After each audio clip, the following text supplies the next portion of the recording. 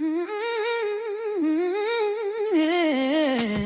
Hey, hey, hey, here's the wake-up call. With Reverend Horace Sheffield. Rise up, wake up, let the truth be told. The wake-up call.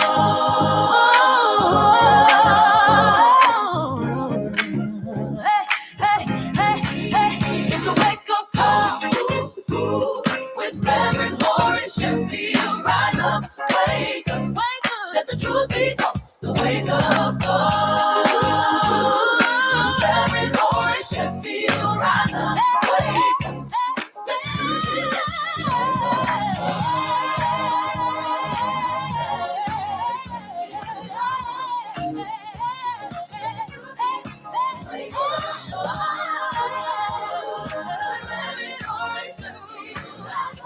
All right, this is the groovy side over here.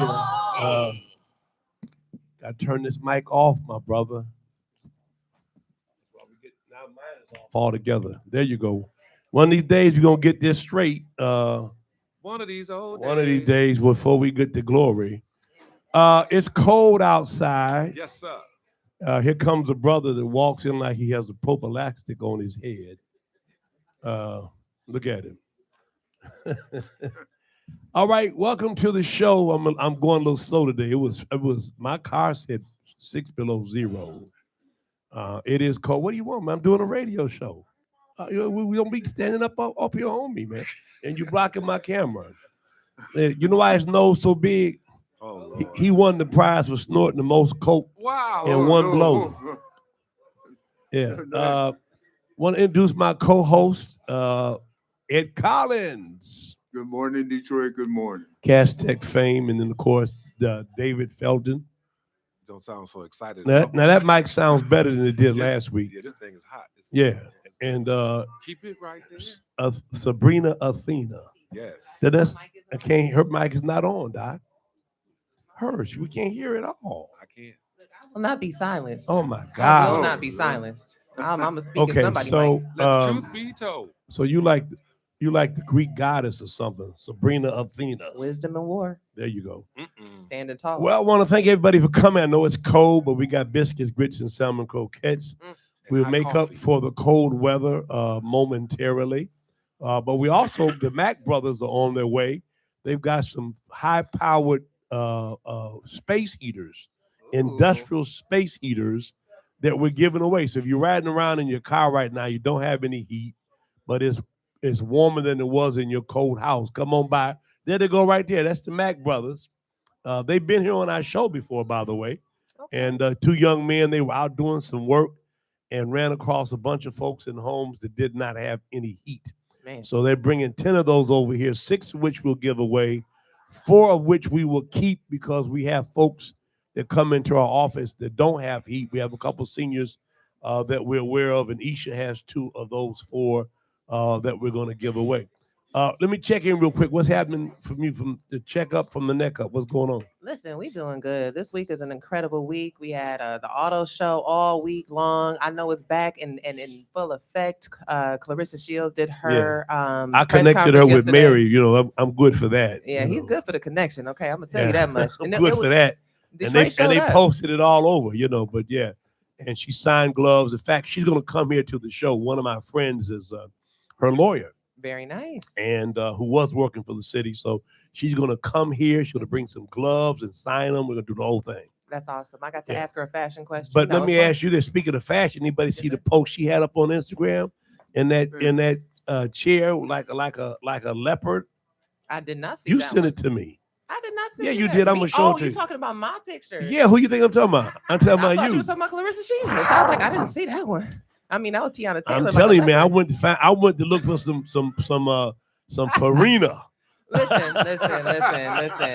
In the 2000s, I was working. She was a serious cat in that picture. Well, listen. I said, wait a minute. Great cat. There's a It was. Listen, it was. It's really a great professional photo, to be honest with you. Ed, what's happening with you, man? I had to bring her over here because I know if I brought that picture up, you just go crazy. Well, go you know, this is the danger zone over here. So I'll stay it is safe. what it is. I thought it was But- the old man zone. Well, old men could be dangerous, especially Old to men some can Yeah, be of old man is. You know why old I men are smell dangerous, funny. Dave? Old man Because they give you worms. no because no because if they find Wait a it. minute, No, wait a minute. wait. Let me tell you what it is. After they catch you, you can never get out of there. They won't let you go no more. You stuck. Hold on, They but just gotta fall what- asleep. I've been wait a here minute. with Ed for 3 days, huh? How does Dave know that old men give you worms? Dave, you be associated with old men. Okay, come I on, am an old let's man. go, man. What's happening with you? You ain't got no Hey. worms. I He ain't got no. friends. He got friends with worms. All That's right. all right. Okay. You know what? I've been doing my best to stay warm, like all Detroiters should. I hear You you. know what I mean? Make sure you got plenty to eat. Keep on your heat. And if you got a It's dicing vehicle, up. look at. And if you have It's a dicing vehicle, do not Dicing. let your tank, for whatever reason, get Yes. too much under half a tank because your gas All line right, we can't got that. Let me freeze. keep moving because I got announcements to do. All right. But I know your comeback should have been at least my worm wiggles. Okay. Oh, Good morning, everybody. Just really quick, Bishop, if you allow me, everybody be careful out there. Thursday, I was on 94, headed eastbound, headed back to the base, and the traffic had stopped right before 75. I was rear-ended. This is the second time I've been hit on Yeah. 94, Yeah. minding my own business. So Deion just- Williams was on the phone with me and got hit in the rear end. Yeah, so just be Be careful. careful. All right, I got to go through the announcements because we got Michael Eric Dyson coming up. Let's run through our Be announcements real quick. All right, we got a massive food day next Saturday. A whole truckload of food, not only the stuff that was boxed up, but fresh fruit, groceries, everything. Let everybody know we've got enough food for 500 families. wow. 500 families. That's a Next. big deal. All right, the Well of Wellness Guidance Center, which we formed as a partnership with the church and Dabo, we're going to have our first group session that deals with grief. That's the information. Will be Tuesday the 17th. We had a great meeting with a funder yesterday, and I got into this day because I have a lot of members of mine that want me to pray for them, and they just are still dealing with issues of trauma and grief.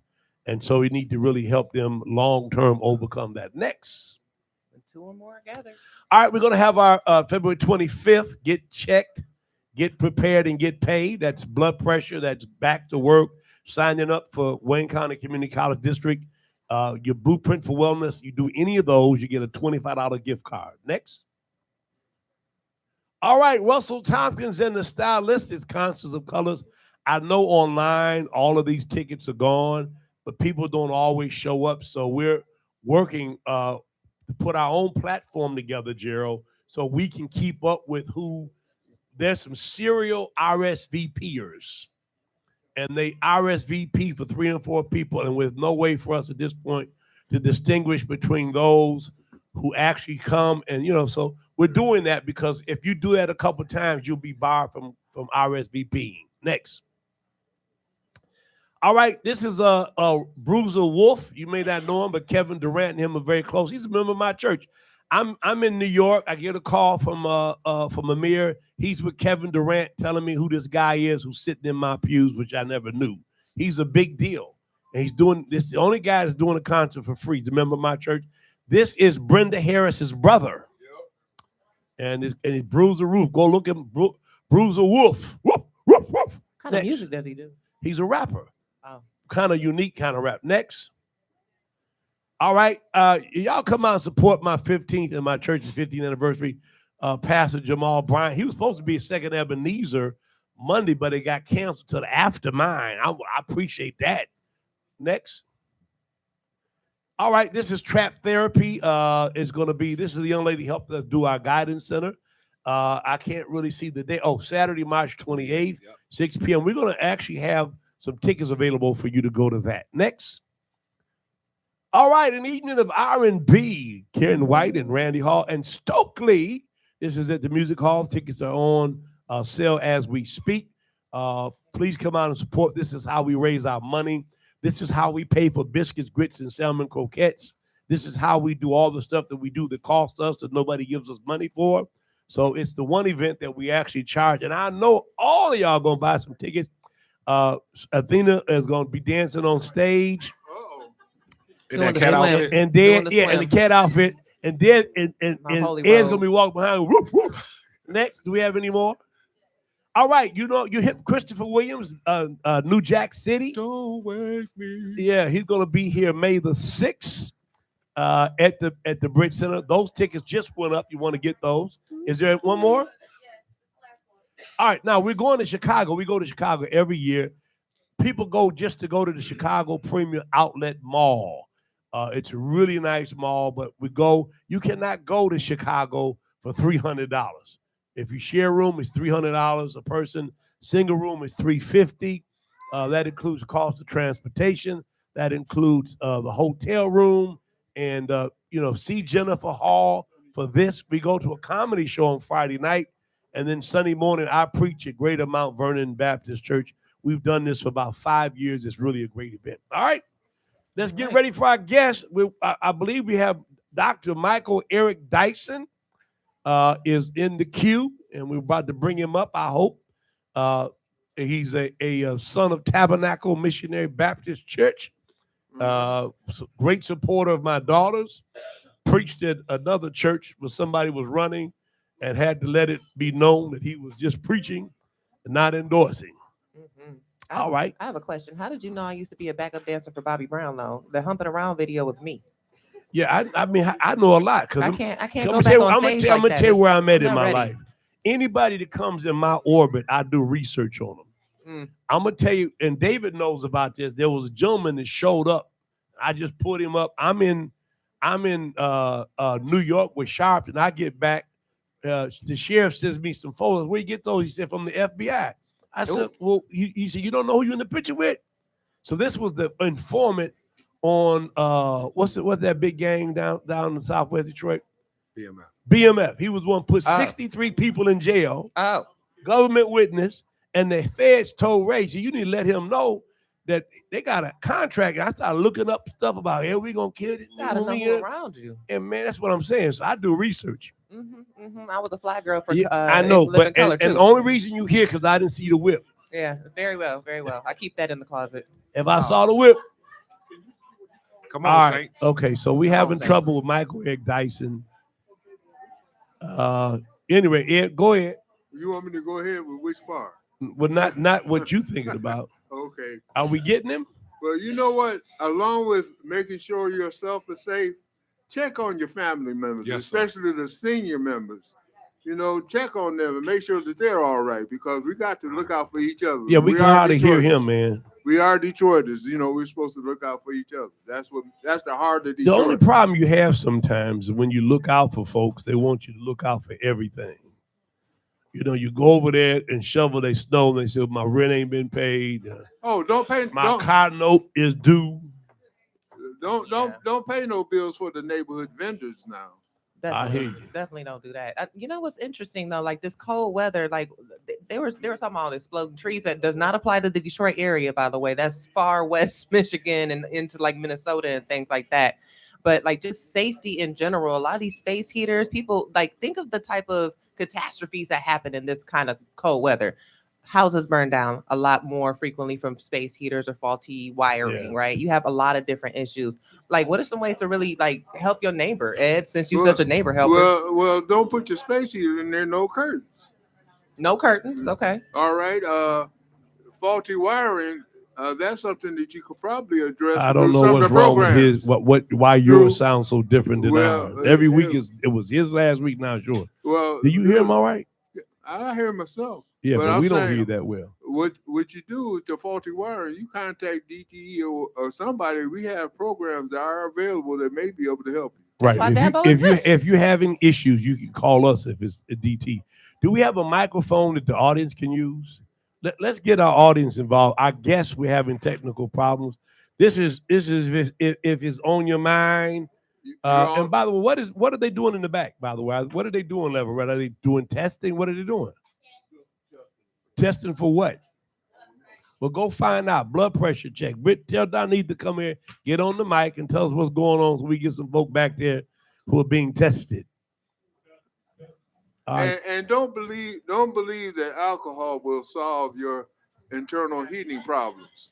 You know, don't try to heat yourself up. Alcohol will make you warm for a while. When I used to drink and I was in Brooklyn, I'd get that hot toddy.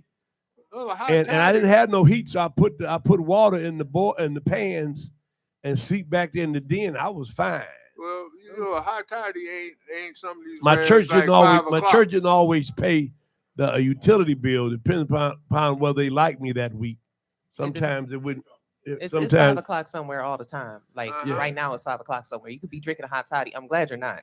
You don't know what I had. I have nobody in the audience that got nothing to say at all. Come on, Lever. You like to run your mouth. Hey, we got to turn the mic on. You know, you mentioned. Hold on a second. Say something in the mic. All right, fine. You said something about Kevin Durant. Kevin Durant and Bruiser Wolf. He put something on Detroit last night. Let me tell you something though. Amir Natson and Kevin Durant are good friends. Yeah. They were in the NBA office in New York, and I was driving around. Just got there. He had preached for me that Sunday, and it connected with Bruiser Wolf, and he was like, "You don't know who he is?" I said, "No."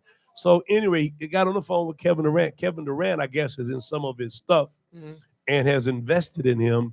And that's when I said, "Wow, man!" So I called him up. I started looking him up.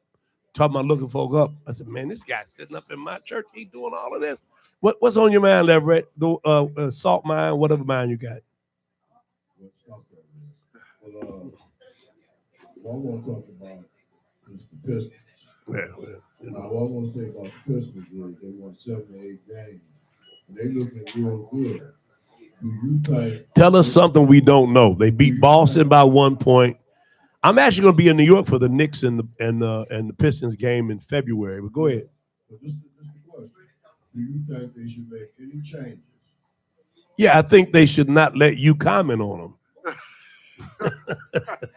I don't know if they could change that. Leverett will say what he wants to say. I think the Pistons are fine. I think that the coach is outstanding. I think he gets stuff out of the players, and I think they got a chemistry. You know. That's why people tell me they need to trade. I don't know, man. I don't think you mess up with what's working already. That's it. Right? You got to go with your mama brought, how your mama brought you in. You got to go with the girl you brought to the dance. That's it. Speaking of what's working already, you look like you are going to heal the world one person at a time. I don't know everything you do, but you could totally check my blood pressure. That's Darnitha Harbin. She's a member of New Destiny Christian Fellowship. She works in Premier Quality Health Center. What are you doing in back there today? Put the mic up to your mouth.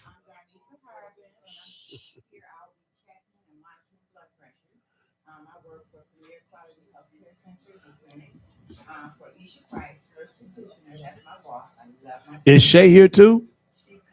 Okay. Yeah. Sound like the Temptation song.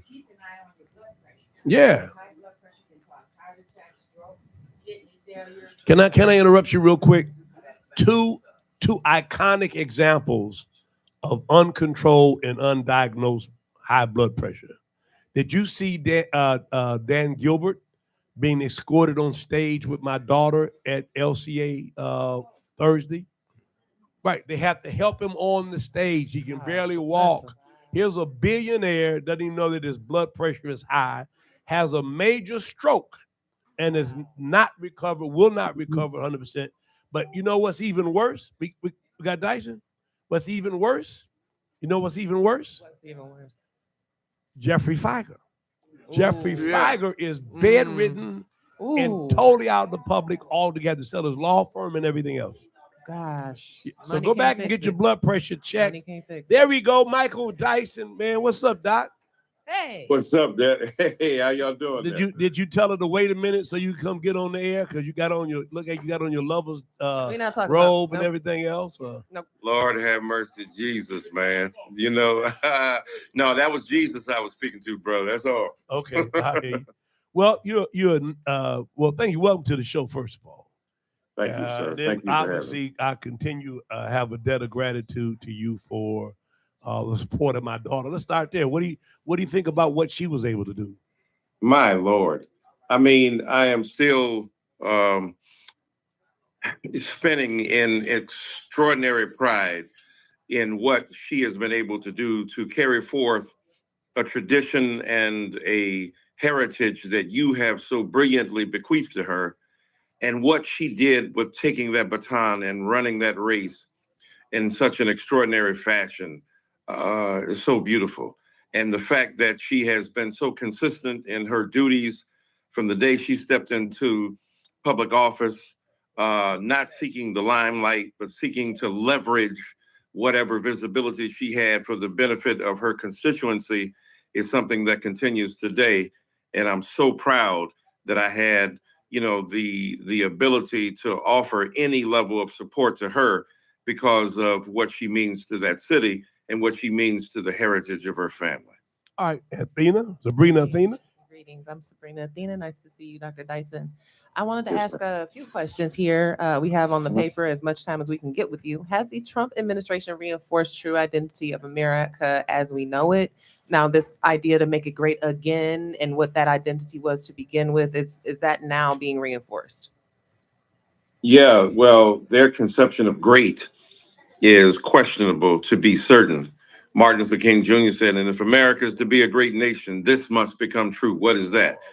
The commitment to social justice, the commitment to the rights of, in this case, Black people, the commitment to understanding the fundamental premise of a nation is to forge peoplehood, not based upon fear or intimidation, but on common goals and shared aspirations. And in that case, this is the pursuit of democracy as the basis for our American identity. And we know that ain't happening. And so, it's like Maya Angelou used to say, when people would tell her, that I'm a Christian, she'd say, already? What Already? does that mean? Right. You already? I mean, because ain't that a lifetime goal? And that's something that continues to be a possibility that is held before us. So their notion of what America is so distorted and warped and premised upon fear and bullying and intimidation. Look at what's happening with ICE right now is one small example of their inability to even read the room. Mm. Most Americans despise what's going on with ICE right now, but they reinforce their bullying tactics. They get Vance out there to talk about, oh yeah, well, we're going to be a bit more fair. No, and then they have the associate director of ICE that's right there in Minneapolis, and he just doubles down on their tactics right now. So for me, democracy is much deeper and more profound than some slogan that we can put forth. It's like being a Christian saying that you're wearing a cross, but you're constantly trying to put people on one. The inability of America in their mind to accommodate people like us. Look what he just did, and I don't mean to go on, but look at what he just did in Philadelphia when he removed the slave exhibit at the president's house where George Washington held 9 enslaved people. And that exhibit talked about those 9 people and what their families were like and what they had to go through. They're trying to erase history. So no, I think their conception of America's greatness is not something I share at all. And before David comes, real quick, because I think what I keep trying to wrap my head around, and I'm not a prophet, I don't have a crystal ball, but where do you think all this is going? I mean, where are we going? Are we going to wind up with utter chaos? Are we going to have insurrection from a different direction?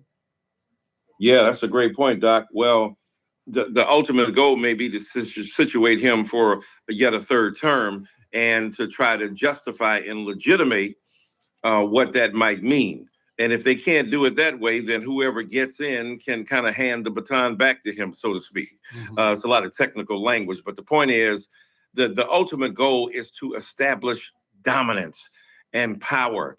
And at some point, even because of the rules they're trying to deploy in terms of voting, right? You can't vote by mail on a certain day. This is what the date says, not the fact that it's stamped by, say, November 3rd, but if it ain't in the hands of the people to count by November 3rd. All these shenanigans are attempting to reinforce power and dominance because this is a demagogic, dictatorial, vicious oligarchy, which means that This dude is trying to run stuff based upon money, based upon power, based upon the creation of a set of interests that are shared more narrowly than we've seen in this country in a long, long time, right? When the nation started, who could vote? Most white men couldn't even vote. Right. Because they white had property owners, right? Right, property, right. And even then, they had narrowed it down so much that only 7% of the darn population could vote. Yeah. So they're trying to return to a time when this authoritarian vision of democracy prevailed. And this is why we call it an American experiment. So where is it heading? It's heading toward his domination. You see already the Supreme Court has basically capitulated to him. Many of the federal courts that resist him are overruled by appeals courts. The Congress doesn't have the ability to stand up on its own to impose its will as a governing body that is balancing out. We know there's the executive, the legislative, and the judicial. And most of them have caved in. So where it's heading is utter chaos, as you said, and the attempt to maintain power at that day. We cannot put anything past this man who's trying to bully Greenland into our coffers, who is trying to go to Europe and, you know, has to be had his behind handed to him. And please listen to the speech of the Canadian Prime Minister. Absolutely. Which is a brilliant. I think Horace Sheffield wrote that speech for him, right. Because man, he put down what the resistance has to be to a dictatorial figure like our president. I just want to mention real quick before David asks his question that we have added Dr. Michael Eric Dyson to the panel with Angela Yee on Saturday, April 25th at the Bridge Center for our State of the Race. And we have a theme. I'm not going to share it right now. But it's going to be Saturday, April 25th at 11 a.m. He'll be there live in living color along with Angela Lee. I'm looking forward to that dynamic, didactic discussion. David, quick question before we go to our audience. Thanks, Dr. Dyson, for joining us. You talked about Trump's goal of trying to stay in office. He is already mentioning, I think, a litmus test by saying that we shouldn't even have a midterm election. What do you think we need to do as relates to our midterm elections? How should we come out? And the second part of my question is not just Trump by himself, but it seems like they're trying to establish a system. And that system is what they're trying to do to carry on, because he's old. He may not be here, but he's trying to do so much damage and have so much impact. Can you just speak to that? Yes, sir. Well, the first part about the midterms, we got to continue to resist, show up, and continue to raise our voices, because nothing that a bully or especially a demagogue likes more than the sheepish compliance of the voterate to his or her interests. So the fact is, ain't no way, even the most right-wing conservative faction of that party is not going to stand for his trumped up, pun intended, kind of excuse for why we shouldn't have a midterm election. So that's going to happen. If that happens, there's already been indication in some of these races that have happened post Trump's arrival more than a year ago, is that they're in trouble, that people don't dig what's going on with them, that people don't agree with what he says. Even some of the folk who were some of his most ardent supporters and advocates are now doubting. You know, he was talking about then, remember, of the price of eggs? Man, please. These tariffs have imposed such financial and fiscal constraints that the average person is finding it very difficult to keep up with his or her economy. And a lot of them are getting angry and getting upset. So what we have to do is to make certain that we generate enough interest. You would think that there's already enough interest, that dadgummit, can't you see what's going on here? Come out to the polls. That ain't how it works. So we have to continue to do our job to make sure that people understand that we are the thin voting line between utter chaos. What do I mean by that? No branch of government has proved its ability to resist what Donald Trump is doing. So that means the only people that stand between him and the utter chaos of complicity with anarchy is the voter. And we used to say, we've said this all the time. Reverend Horace Sheffield has talked about it. People across this nation have talked about it by saying that we have to stand up and show out and vote. And we've got to remind people that still is the basic right we have to exercise our belief that this is not a dictatorship, but this is a democracy. So we gotta take a break, but I went and looked up the theme. I couldn't remember it before. So our theme for 2026 State of the Race is, can we come together and work together? And in light of, what Jamal went through over Target and, all the insidious infighting and all of that, we still, as you said, with all that's gone on, not come up with a common agenda and address this together as opposed to in a fragmented way. We're going to take a break. When we come back, one of our audience members have a question. We're going to hold you over about 10 minutes since we didn't get you at 8:10. We'll be right back after this. Okay. You've been listening to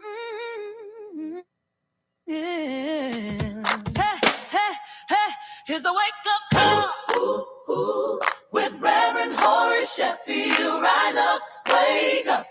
Let the truth be told, the wake-up call.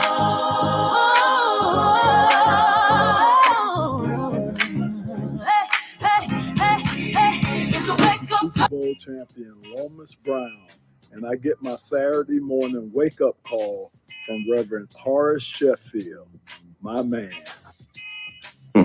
This is Grover in Kansas, and I get my wake-up call from Reverend Horace Sheffield every Saturday morning, 8 a.m. to 10 a.m. on 101.5 FM or 1500 AM, the wake-up call with the Reverend Horace Sheffield.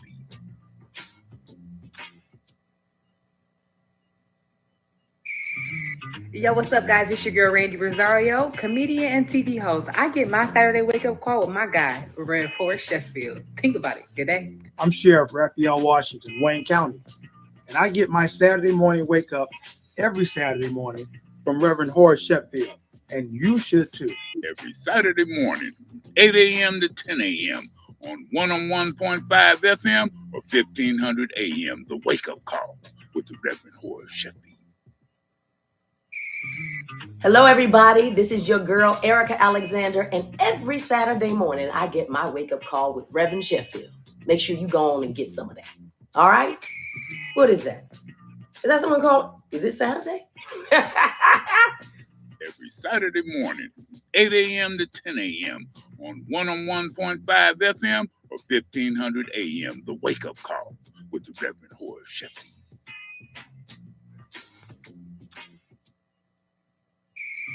Hey, what's up, y'all? It's your man, Mike Epps, and I get my Saturday morning wake-up call from Reverend Sheffield. Make sure you get yours.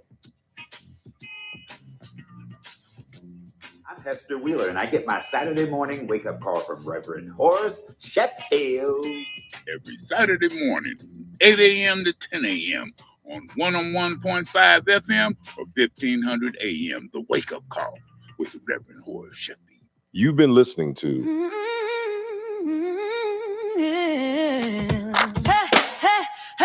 Here's the wake-up call with Reverend Horace Sheffield. Rise up, wake up. Let the truth be told, the wake-up call.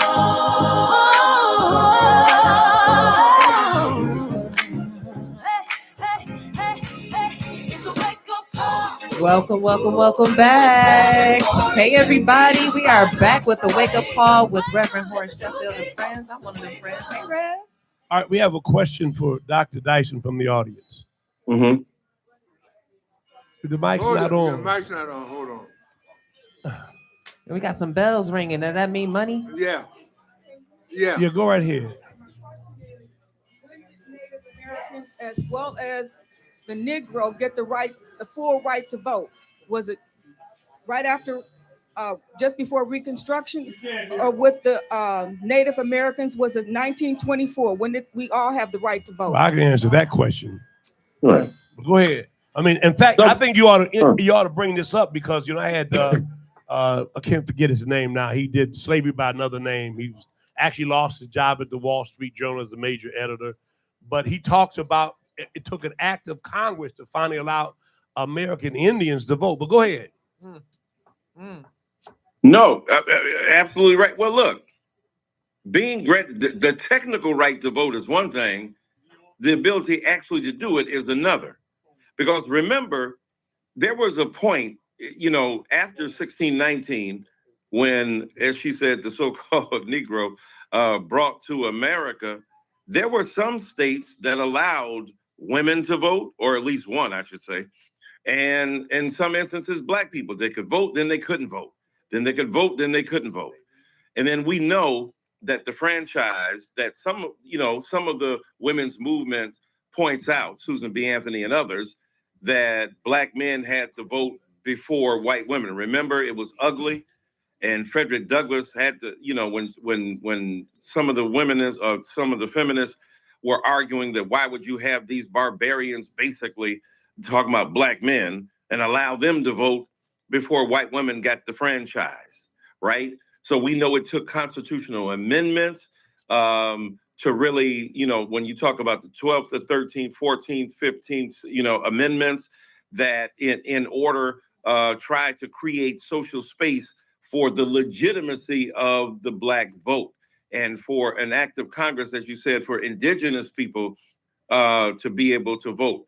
The fact is, not until 1965. Now, before then, yes. Remember, Daddy King wanted the black people who could vote to vote for Lyndon Baines Johnson.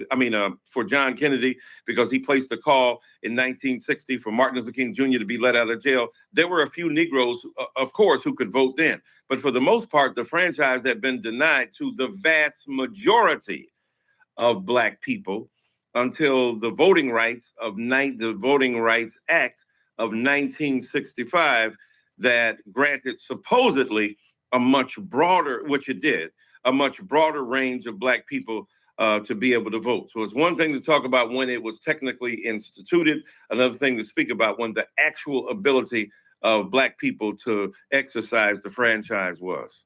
Yes, Ed? Yes, Mr. Dyson. I do have to add that we really don't have the right to vote. It's a temporary pass because we have to have a renewal of our ability to vote on a regular basis. Isn't that correct? Well, no, it's the right to vote is guaranteed. It's just that with all of those, think about what happened with Holder. What was that? 2000, was it 9? 10? I'm trying to think of when the Supreme Court weighed in on one of those. The second part. There was it 5 parts, and of the right to vote. The right to vote is not in question. It's under what condition? Does the Supreme Court remove the fact that there had to be oversight of certain southern states and look at the shenanigans they had pulled to deny black people the right to vote? So that's what's at stake. Now, it does cripple, it does greatly limit and restrict the range of ability of black people to vote, but not the actual ability itself. Well, now they can pull the shenanigans of, say, voter ID laws. And voter ID laws, which are reinforced, or it used to be before Holder. I'm trying to think of y'all can help me. Holder versus, I can't think of what the name of it was.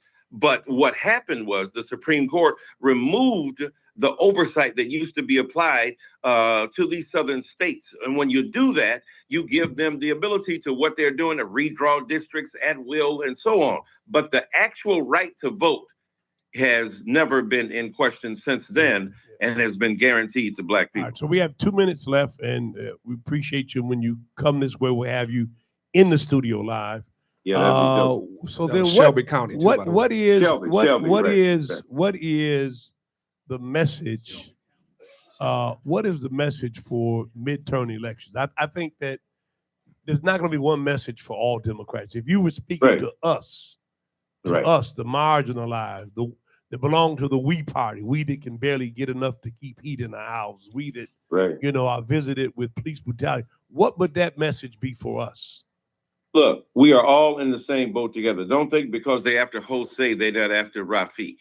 The point is that we are, and there are some black immigrants that are being mistreated as well. That as Martin Luther King Jr. said in the last speech he gave before he died, He said, I can see if they're doing this stuff in China or Russia, but this is America. And, you know, if it happens to our brothers and sisters, it is happening to us. But then he did that famous riff, somewhere I read it, the freedom of speech. Somewhere I read it, the freedom of press. Somewhere I read that the greatest right is to protest for right. So what we've got to remember ultimately is that we have more in common together with poor whites, poor blacks, Latinos, Asian brothers and sisters, that we have more in common than we have that is dissimilar. And what we have in common is we are all under threat of a dictator, whether it is immigration is the issue, whether it is economic and fiscal integrity is the issue, whether it is this racist assault upon Black people with this anti-DEI. Just remember, this is not a friend of our people. This government, this administration is not a friend of our people. And this is the theme I would have us remember. Administrations come and go. The government remains. One administration can exhaust the interpretation of what a democracy is. And the only way we can fight against that is to register our disgust at the voting poll. Saturday, April 25th at the Bridge Center, Dr. Dyson with Angela Yee will be our guest, and we'll be talking about some things that can hopefully encourage folks in advance of the midterm election. Thank you, Dr. Dyson. Always great to be on, Doc. Thank you so much for having me. All right, so I want you to introduce, these are the Mack brothers. These are the gentlemen who brought these heaters to us. You got to follow them on Instagram. They got a really robust page, and they do a lot of good work. That's Mama, right? Yes, There go sir, Mama. yes. All right, Yes. so tell us why you decided to do this. Well, so me and my brother, we service a lot of District 1, everybody in the community. We grew up there I just turned 20, so that'd be my 20th year in the District 1 myself. So we just realized that it was becoming a real in-city epidemic on customers' heat not working fully. During these weathers, these are the times where your furnace isn't even working to its best capacity. So rooms in your house are cold. So we really realized all of our customers, anybody we help service, anybody in the community, that they could really use a heater around this time. Well, we really appreciate that, because most folks will curse the darkness and not strike a match. And that's what you guys do. You solve problem. Hit me up on Instagram. I wasn't going to tell you no, don't bring the heaters, because there are folks that can use the heaters. We have a couple seniors, in fact, that's what I'm going to do with these, that have called and said, man, I need they've got, part of the problem is exacerbated by the fact some folks don't have good roofs, and they have tarps on their roofs. So there are parts of the home that are warmer than other parts. So we want to thank you. Want to say something? They say you weren't feeling well. All right, good. Well, just give these young men a big hand. Say the Mack is back. All right, thank you so much. Let's bring Trenton Bowens on. Hello. Yeah, how you doing, Doc? I'm great. How are you? Good. So you have the 2026 Michigan Black Summit. You've done this for a few years. You try to pull all of us together. Right now, it's on the western side of the state, and we're going to work with you through the Detroit Association of the Black Organizations and the National Association of Black Organizations and the Michigan Association of the Black Organizations to do a Black Summit in Detroit. But tell us why you're doing this, when, and we're sponsoring. We got to get that done before I leave town, and we'll send some folks up. But tell us all about it. Well, the Michigan Black Summit, this is year number 4, and our theme is a fierce urgency of now. And we talk about Dr. King when he did his speech March on Washington in 1963. And then later, 1967, he demanded immediate, non-complacent action against racial injustice and societal ills. So what we're discussing at the Michigan Black Summit in February is Black education, Black economic development, and Black healthcare. Those are 3 things that Black folks in Michigan and across the nation are lacking, or we don't have the adequate resources. So we have people coming from Detroit, Ypsilanti, Inkster, Pontiac, all over just to join us. And we have our brother from Minnesota, that's a Michigan native, Detroit native, Minnesota Attorney General Keith Ellison will be our keynote speaker on Friday. So we're excited, we're growing. Yeah, Keith Ellison, by the way, was my intern when I was working for Councilman Mel Rabbits. He's come in and supported my daughter, and obviously been, I think, stellar in the Target boycott, refusing to meet with them without Jamal Bryant. In fact, I connected Jamal and him together. David, you have a question? Yeah, Mr. Bones, we understand that you all had an event in December. Tell us about that event and how it will impact this event that's coming up in February. So what we did, because we're on the west side of the state and, closer to Chicago and Indiana, we had several town halls throughout the state, in Grand Rapids, Kalamazoo, and in Detroit.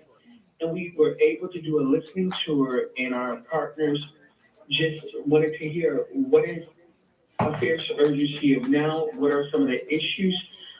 Let's think about it. When we talk about environmental concerns and data centers, you see them in being placed like in Flint or Benton Harbor, or we look at the water. So we were able to dive in, go to the people, like in the Japanese term, we call it the Gemba. We were able to go to the Gemba and listen to what people were saying, and we're going to be discussing that and bringing it to the Black Summit. Sabrina Athena. Greetings. Who's all dressed in black. She looks like she's the Yes. mascot of the Black Summit. Yes, fist in the air. How you doing? So we're talking about this 2026 theme, the Black Dollar, Black Leadership, and the Black Vote. And I know we go by threes because the Trinity is holy. How are those three intertwined, and how did we come up with that as this year's theme? It's the most important aspect of what we need to talk about at the Michigan Black Summit. Well, when you talk about the Black Vote, I am an activist by day and a politician by night. I know that sounds kind of awkward. I've been a city commissioner, and I'm the vice president of our local school district. And when I hear some of the issues that are going on, we have lost faith. Even if you look at what's happening in Washington, D.C., and, the presidential race that just happened.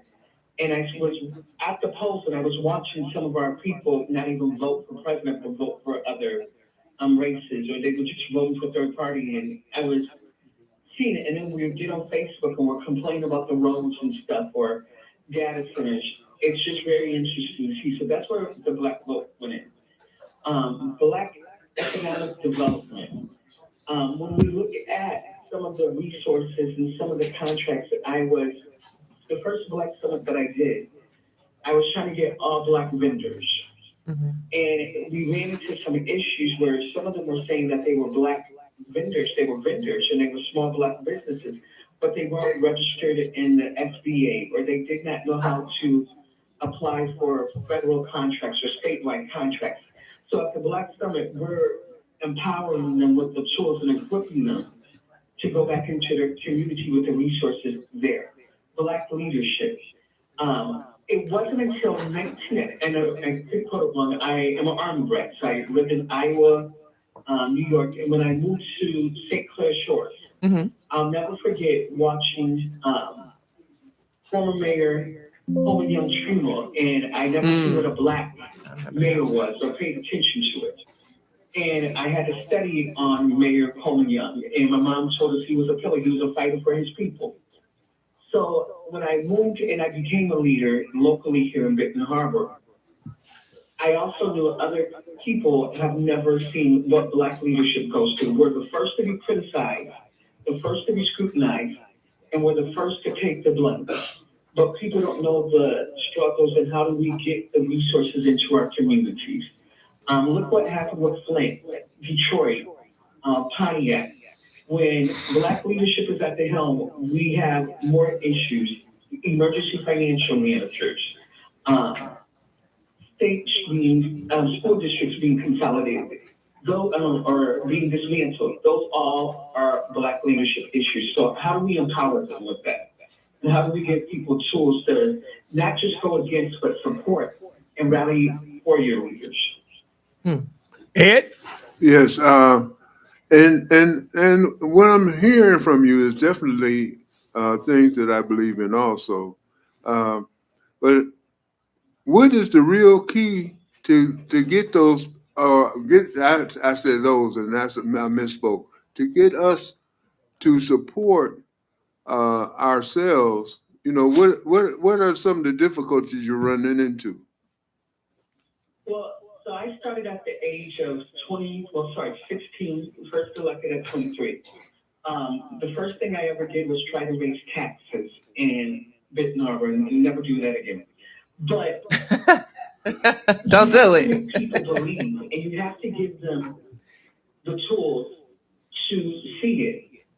So a lot of our people have just been disfranchised, or they don't want to even have faith in the government, faith in the economic system, because we're the first to do something, and then we're the first to face the penalty.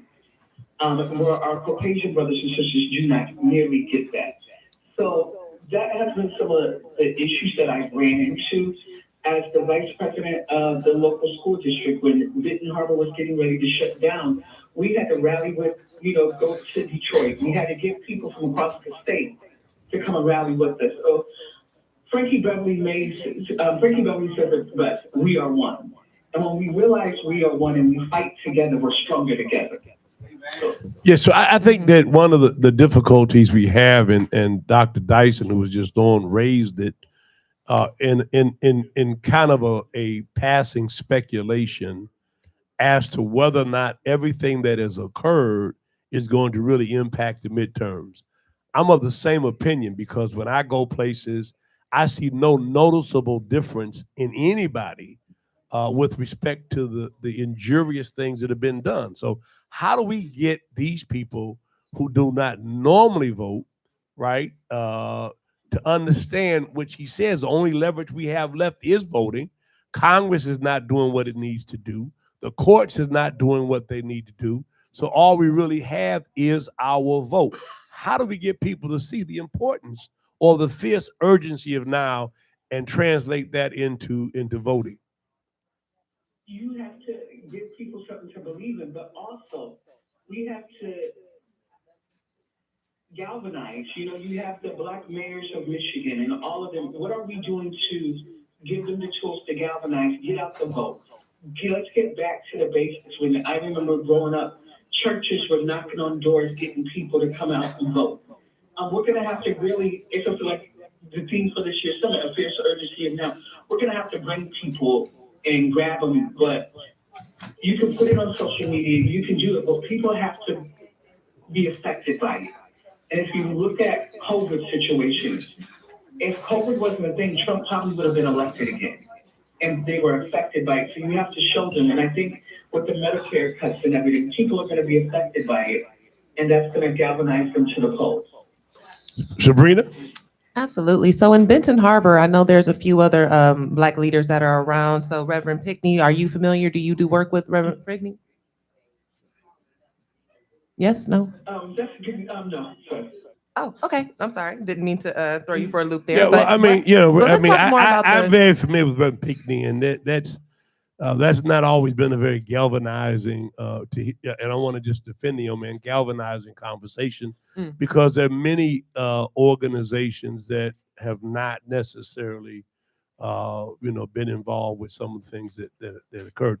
I think what we want to do though is give kudos to him and Tracy Ann Bullocks, by the way, who's sick. If you go look at the turnout that they have and the folks who have identified with this summit, and I've been talking to my board here, by the way, young man, because I think we need to do one in Detroit, and we'll collaborate with you on that. I think what he's been able to do is taking a pile of bricks and turn them into cathedral. I think at the end of the day, what he wants to do is leverage the unity he creates through the events to have long-term effect. Go ahead. Yes, absolutely. And speaking of the event at hand here, let's talk about some of your sponsors. Who are the sponsors involved with this summit?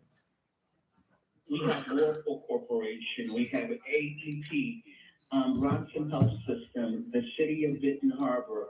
We have Lake Michigan College. We have Dabo Detroit, because we're donating $2,500.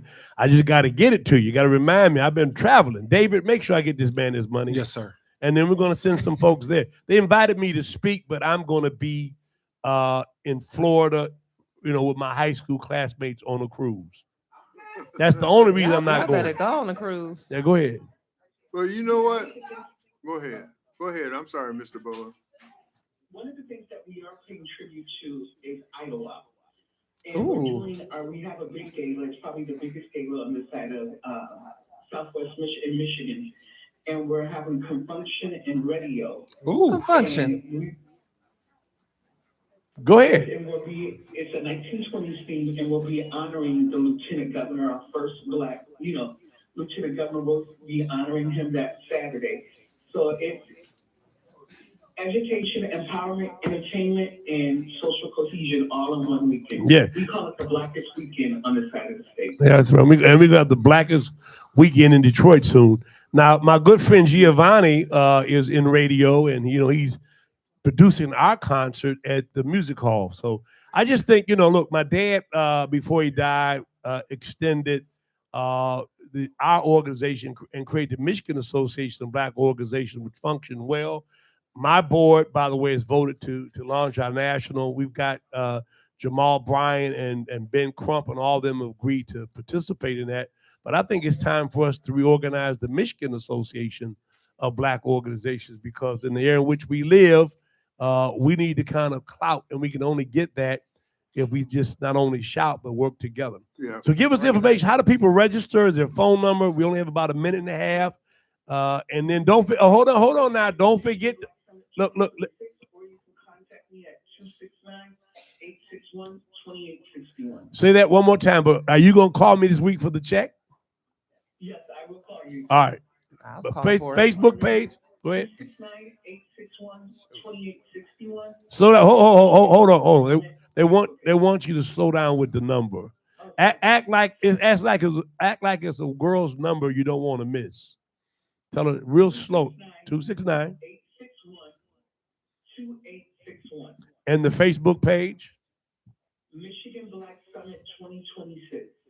All right, so we're going to send some folks up there and then come back and do a report, and we're going to work together to make some things happen. We're going to get out of here. We will, but the Manifest Wellness will be up right after this. Black men talking about how we can stay around longer. We want to be as long as you black women are. Exactly. And the reason we die early is because you black women just bug us to death. Go put your clothes up. Go take the garbage out. We'll be right back after this.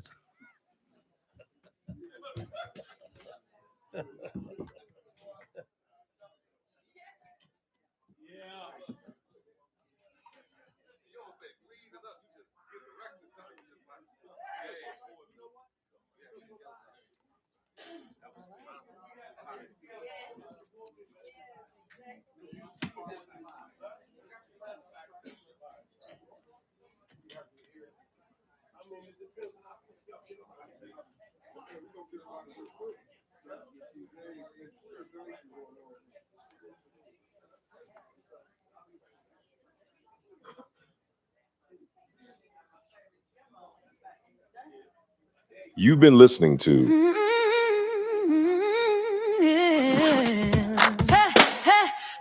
Here's the wake-up call with Reverend Horace Sheffield. Rise up, wake up, let the truth be told. The wake-up call.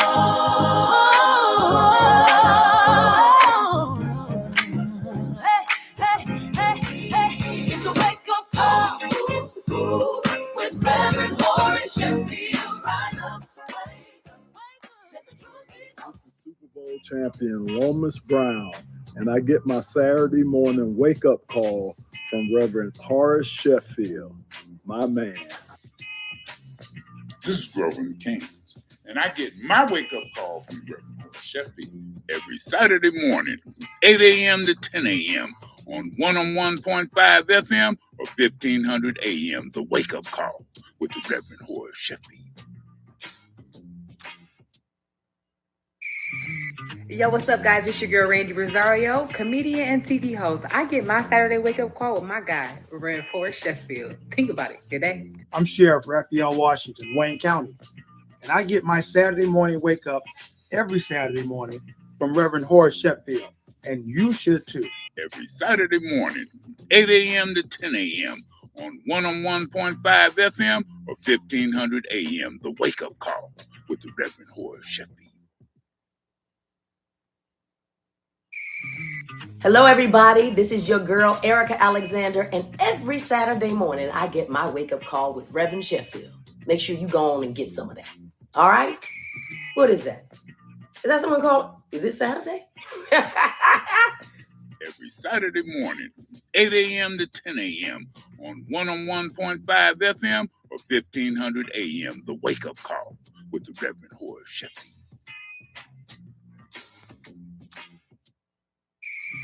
This is Super Bowl champion Lomas Brown, and I get my Saturday morning wake-up call from Reverend Horace Sheffield, my man. This is Grover Kansas, and I get my wake-up call from Reverend Horace Sheffield every Saturday morning, 8 a.m. to 10 a.m. on 101.5 FM or 1500 a.m. The Wake Up Call with the Reverend Horace Sheffield.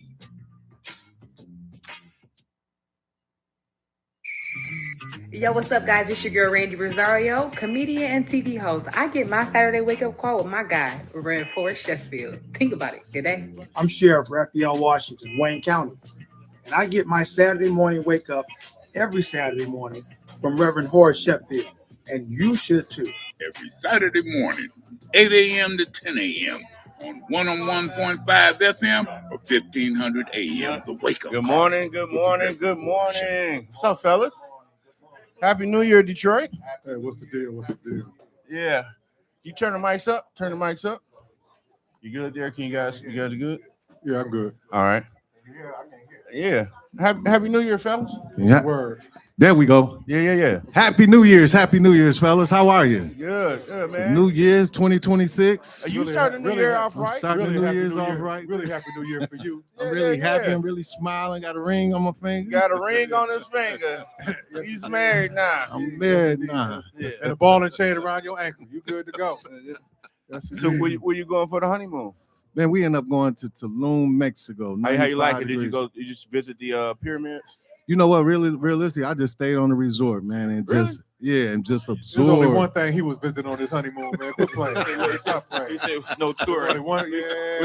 There's only one. We don't want to. Those jokes was go across the line, so we don't want to do that. You got to tell your business. Said it was not about a tour. It was not trying. It was just enjoying the resort. I was exploring all the amenities of the resort. No, stop using words like that, because then people look. You just had you went on your honeymoon. Stop feeding. You went on your honeymoon. You got me feeding into you. How long you? It was just enjoyable. We was there 8 days. Oh man, that's beautiful. 92, 95 degree weather, sunny, man. And you ain't bring none back here, bro.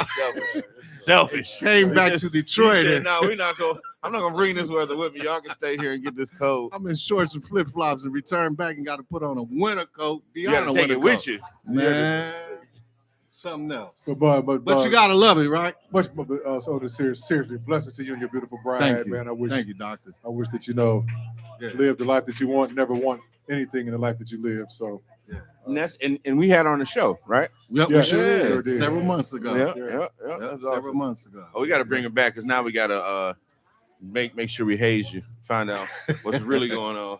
You know, it's still some division in my house. Y'all remember, because she's from Ohio. So. Oh yeah, she is a State fan. Yeah. I mean, she can't. We both got egg on our face at the end of this year. You know, all that work they did. So it's some division, like it's some division right here, right? But it's love division, right? Yeah, absolutely. It's not even a comparison. There's them, and then there's You're us. absolutely right. Yeah, and them over there. Yeah. I believe Kendrick Lamar said they're not like us.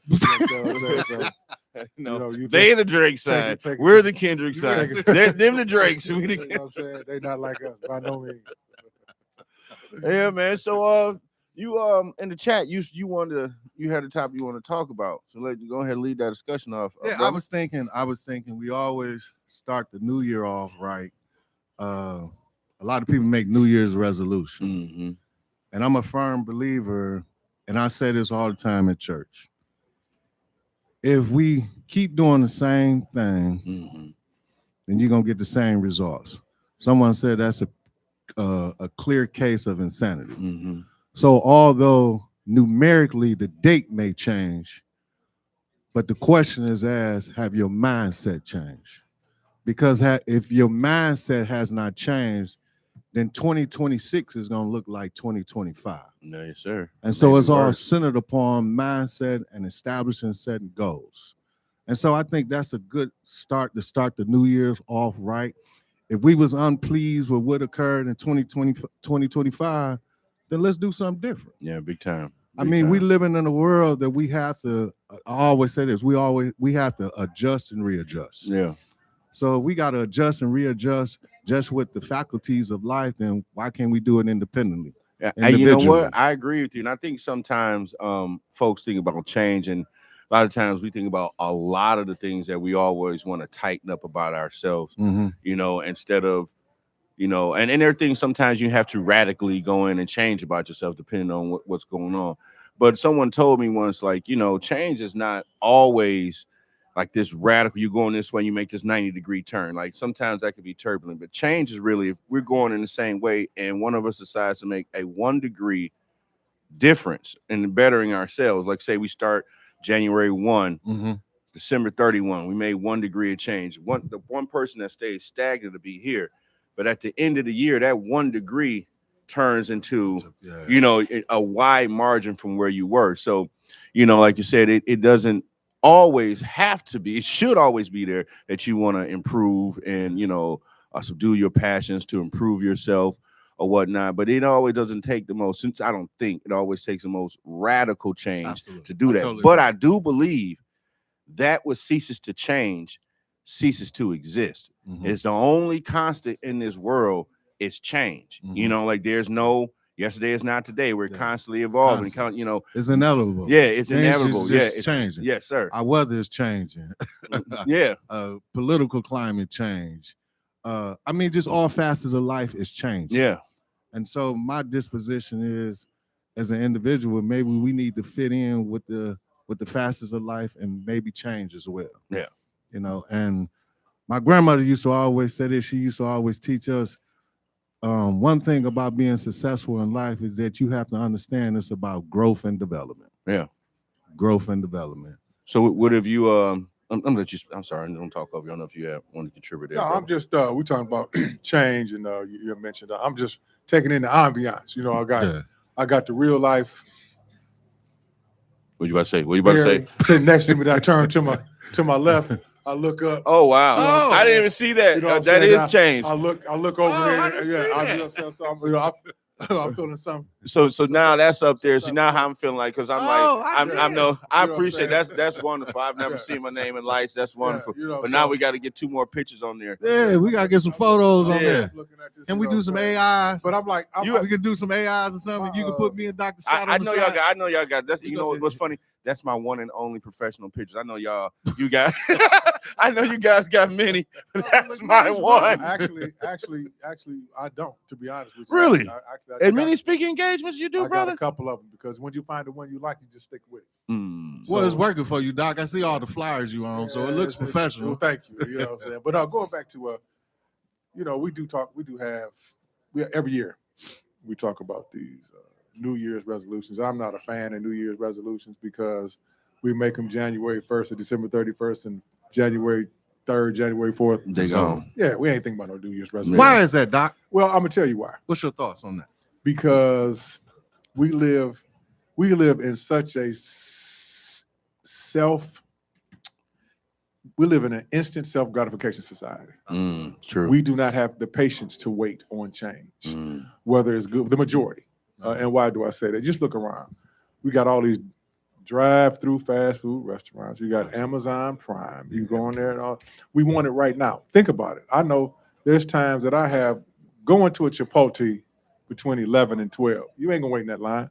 We're not gonna wait in that line. If there's more than 2 people in front of us, we might stay. If it's 5, we definitely ain't staying. For a lot of people. So when I say with these New Year's resolutions, we make them, but we don't understand. And to your point about change, that even the slightest degree of change can have an impact. Yes, sir. Long term. For Yes, sir. example, if your goal, and a lot of us choose losing weight as a New Year's resolution, well, understanding that if you just make some very minor changes to what you eat, for instance, instead of eating, if you go get a burger, take off the top bun. Absolutely. Cut your bread intake in half, and you'll be surprised. Yep. Just making that little simple adjustment, what that will do for you. Absolutely. And I tell people, New Year's resolutions, it's like anything in life. You got to give yourself some grace. You know, ain't no sense in me thinking that in my 60s, I'm going to go back looking like I was in my 20s and 30s. It ain't has a waste of time. I got a better chance of hitting the Powerball. You understand what I'm saying? So I ain't about to put my energy in that for what? It got to be realistic. It has to be realistic. It has to be realistic and attainable. Right. You know, I ain't about to go get no cosmetic surgery. I ain't about to get no Botox. I ain't about to do none of that. You know, so yeah. So I'm really not a fan. I'm more aligned with what you said about far as you tell people in church that if you just, Scripture tells us to renew our mind. So if we just really I think just mindset. Understand we got a lot going on in our lives individually and collectively. And when you take those vows as you just did, I don't care if you were a pastor, a bishop, I don't whoever, care. right? Trust me, marriage, that ain't your woman no more. Yeah, you know what I'm saying? That ain't your man no more. Right. That's your husband and that's your wife. Right. And I tell people that status, just me subjectively speaking, that status for both people changes people. Me and my wife knew each other as kids. And then we had a 25-year span where we didn't have no communication. And by God's grace and mercy, he put us back together. And I know for me, and I can't speak for her, but I went back into that relationship thinking I'm looking for that little 19-year-old fine little thing I fell in love with. And I'm like, no, she done brought 25 years of her with her. Right. To this equation. And I brought 25 years of me with the equation. To this equation. It take a while to figure that out. Man. Yeah. It take a while to figure that out because people have been doing things, and I know I'm slightly getting off, but people have been doing things independently. And that's a task within itself. Yeah, absolutely. Because you've been doing it independently, and you come together as one. Absolutely. That's a challenge within itself. Absolutely. And the first thing a person who's been independent, they will let you know. I've been doing this for X number of years by myself, and it's hard to change. Yeah. So it is an adjustment period. Yeah, living with someone is an adjustment. Absolutely. Period. Absolutely. Absolutely. Yeah, I concur. Yeah, I'm starting off now. I concur. I love it, but it's an adjustment. It's an adjustment. And that's what I stated earlier, that we live in a life where we have to adjust and readjust. Yeah, all the time. Absolutely. And it's just part of life. I was just talking to my uncle. He was flew in from Birmingham, Alabama. He haven't flew in 20 plus years. I think they said they're having a hard time hearing us. So in the back. Can we turn my mic, sound engineer? So my uncle came to the family, not to the family, to the wedding on January the 1st. He haven't flew in 20 years. Yeah. So, that's some major readjustments. He had anxiety. He said he was at the airport and he didn't remember metal detectors. You got to take off all of this because you remember this post. No, in fact, he hasn't flew since 1995. Okay. Oh yeah, so it was definitely probably still smoke on the plane. Major adjustment. Yeah, major adjustment. He said, "Well, they still feed you on the plane back then." Back then, definitely. Well, they still feed you. Yeah. Pilot smoking cigarettes in the cockpit. Yeah. Well, they still feed you back then in '99. So that's major adjustment just in general. Yeah. That we had to if we want to navigate through life, we have to adjust and readjust. Like I say, me and him were just having a conversation. He's like, he's well in 85 years of age.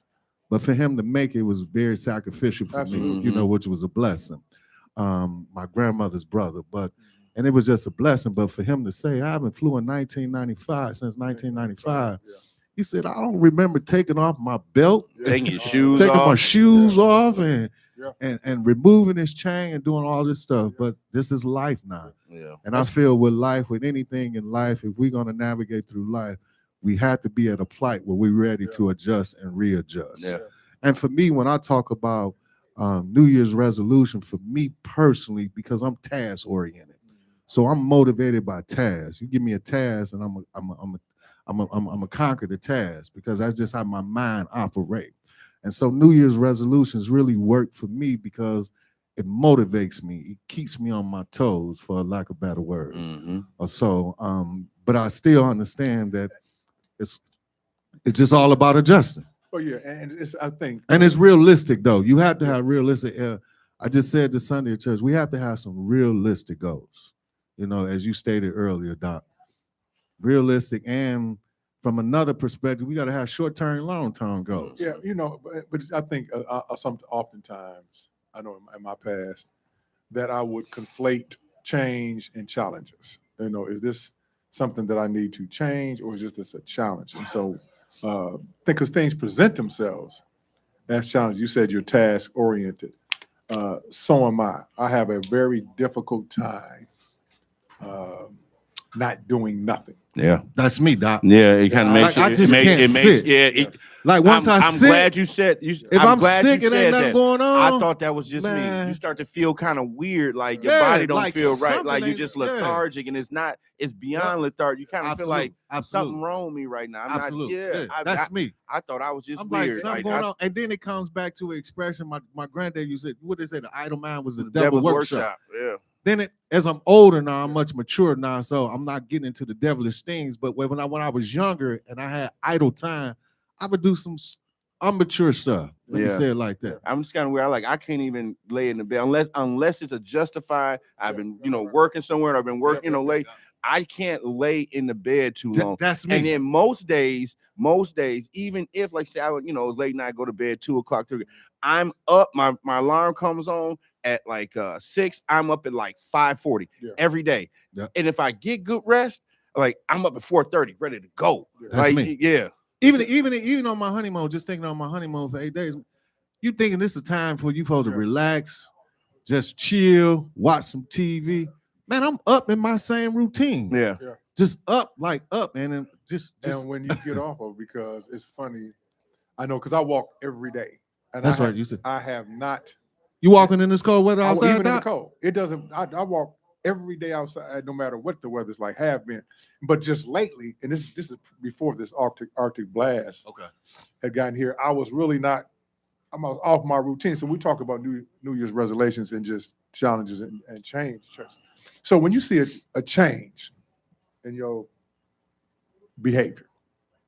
So I was driving, I had to take my truck to the shop yesterday, and I was taking it, and I saw this young lady outside. She outside walking somewhere. She didn't even have no hat on. And I'm like, man, this young lady outside walking, she ain't got no hat on. Now, doggone well, you ain't got no excuse. I told myself, you have no excuse for doing this. But I would literally get up, get dressed. Where I'm going with this is that understanding your biological cues of what's keeping you or making you do something, whether it's eating, shopping. My wife got a shopping problem. Terrible. Okay. And no matter how much I tell her, she's still gonna shop. Her favorite line, it was on sale. I said, I know, they sold it to you. I know it was on sale because you bought it. But and so change is difficult. Change is difficult. But knowing your routine, not being everybody has a routine. I think having a routine is so key to your whole, what they call in the clinical world, your state of homeostasis. That is your equilibrium where you're when you're at rest. How do you function? What is your baseline? What is your optimum baseline? And for me, that plays a role in my optimum baseline because everybody has something that grounds them in their routine, whatever that is, whatever that may be for you. Some people got to have that cup of coffee in the morning. Right. Some people have to put on their gospel or whatever. Get on. I got a prayer call that I get on. I try to get on every morning. So it's a routine. But me personally, I've never been a fan of New Year's resolutions because people get so discouraged and disheartened if they don't stay on track to meet that. And then you just say, oh well. And now I'll say I'll try it again next year. Well, why you got to wait till next year? Absolutely. And that's what I mean by extending yourself some grace. And I think that's what I'm talking about in context of when we starting and establishing a New Year's resolution. I think we have to educate ourselves and let ourselves know that first and foremost, it can be short-term, it can be long-term goals. You got to put some parameters in place and then inform yourself and let yourself know it's okay that if you didn't meet that goal. Absolutely. It's still another day. If God gives you another day, there's another opportunity for you to fulfill and pursue those goals. You know, but you're absolutely right, Doc. A lot of people get disheartening and they feel like they start to withdraw and they say, since I didn't complete this task and I'm gonna stop, we got to keep going. And I think the realistic part, I think the realistic part is key, because for me, like, I would do that as well. But what I noticed is, like, what did I need from myself coming into the New Year's? What I noticed is what would happen with me between October, November, December, you know, because it's getting cold and you got holidays, will be overeating. And I would notice now coming to the new year, heavier, bro, because you didn't had that time off, you didn't ate a lot of junk, or you ate, you know, a lot of, you know, holiday food, extra, you know, all of that. So what I told myself this year was, okay, just change the mindset, and that, you know, take that time off, you know, and like I said, 1 degree of change. So this year in the holidays, I rarely ate any meat. I might eat most of the sides, eat your greens up, maybe not eat a bunch of your mac, maybe not, you know, but eat a bunch of the, you know, and then start incorporating other things when I wake up. But that prayer call, I think, is key. Oh yeah. Someone told me this, and I'm like, duh. I would wake up every morning, and the first thing that I would do now is wake up in gratitude and be thankful that I opened my eyes. Second thing I would do every morning after I open my eyes with gratitude is then nourish myself, you know, drink a full thing of, you know, of water, you know what I'm saying? And then then it kind of motivates me. So then the third thing I'll do is right after that, jump in and like 10, 20 push-ups just to wake up, right? And I've noticed that it kind of just changed my mindset. Like, sometimes it's kind of harder those days that, you know, not giving the gratitude, but getting the push-ups because I may be late or just be real groggy. But most days I notice it'll start making the rest of the day kind of fall into a routine. You know what I'm saying? And so that's been helpful. And then what's spawned from that is like, okay, well, now I'm doing this. All right, how can I change my meal replacement? So now meal replacements is now smoothies and green drinks. And I noticed like the change that it caused in you. So now you don't feel the bloated. Now you feel you kind of get into, now I got the extra energy. So now I'm like, okay, I will still do my walk, but now it's like, all right, now I'm going to work out these kettlebells. And I don't put the pressure on myself to say, okay, you need to get every day. You know, walking every day, but the other stuff, maybe, okay, get it 3-4 days a week. And I've started to notice the gradual pickup. And so, like I said, I just stay there for a second and then try to keep building on that. But it's, I think the one thing you have to do is take honest inventory of what do you know? Like, you can lie to the world, but when you look in that mirror, you know, B, this is kind of shaky here. You need to tighten this up, you know. So what are you gonna do about it? You know, no one's coming to save you, bro. Like, what are you gonna do about it? And I, you know, and then morbidly, and I don't know if this is the almost natural thing, but this year, I know you just slightly are senior, right? I know there's a lot of guys in our age range, because you and I were basically the same age. A lot of guys in our age range and a little bit younger than us have been dying this year due to heart attacks. And that is blowing my mind. So the one thing I mean, I know you, and that's one thing that's like, okay, you gotta change it. So the one thing I have been incorporating in my diet ridiculously is, I don't know, just beets. I don't know if you do beet juice, beet, whatever.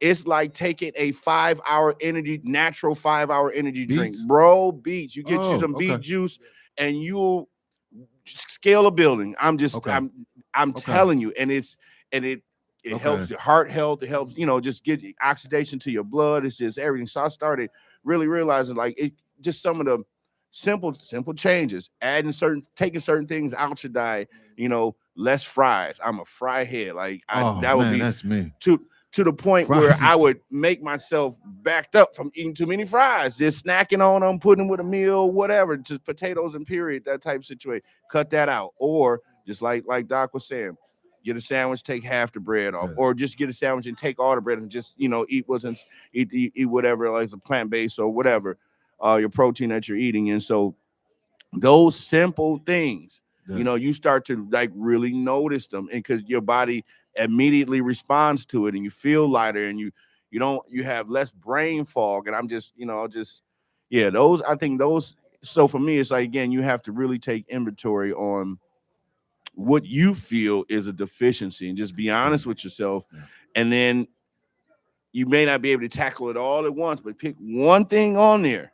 And then for me, I hope this way it works for a lot of people, but the dominoes will start to fall. The dominoes start to fall. So yeah, I definitely believe, and I mean, you can do that at any time, and you should do that at any point in your life where you need it. But yeah, for me, it was like I can't start on January 1. I gotta have like this momentum build up and just build this this change of lifestyle, change of mindset, and to get into it. But yeah, great topic. And I mean, that's for me too, and specifically as it relates to diets. And I don't want to stereotype the Black church, but it is what it is.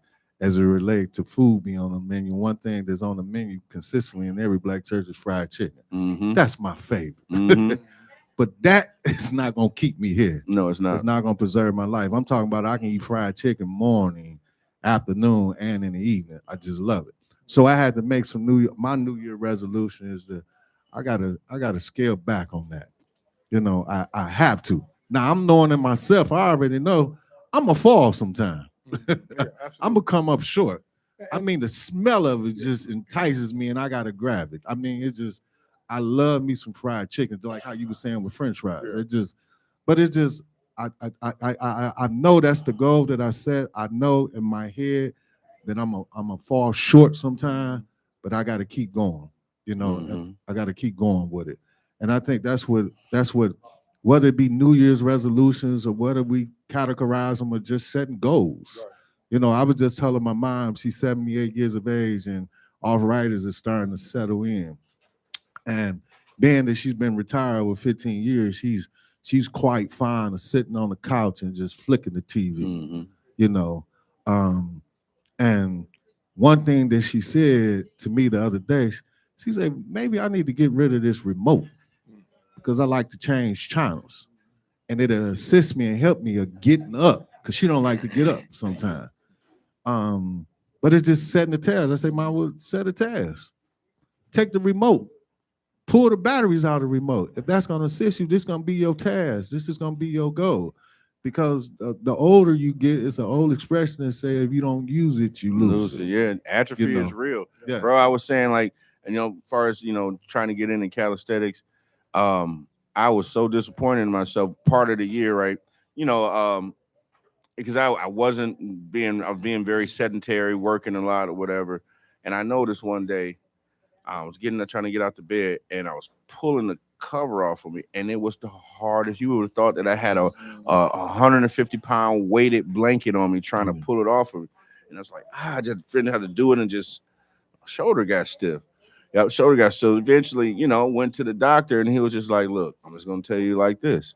He said, you're in your 40s, you're not working out, you're not moving it, and it's just like that. It said you're gonna cause atrophy in these muscles, and then you're going to be here talking about rotator cuff surgery. So here's what you could do. And I'm just like, you just talking to do some basic calisthenics. Like, yeah, it's like, so you're right. If you don't use it, you will lose it. And and it really tripped me out because I'm like, I couldn't, and it was just stiff and I couldn't. Yeah. So that's part of that, make sure the hydration, make sure you're putting the right nutrients in, and just doing those calisthenics. You know what I'm saying? Like it doesn't even make sense why.